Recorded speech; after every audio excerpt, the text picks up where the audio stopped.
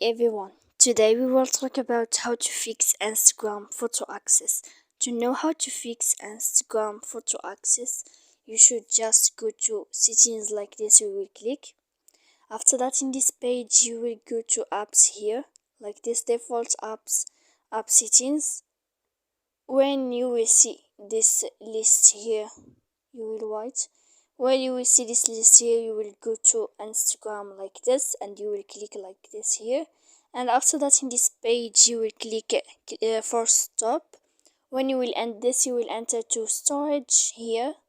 And after that, in this page you will click clear cache, and then you will click clear data.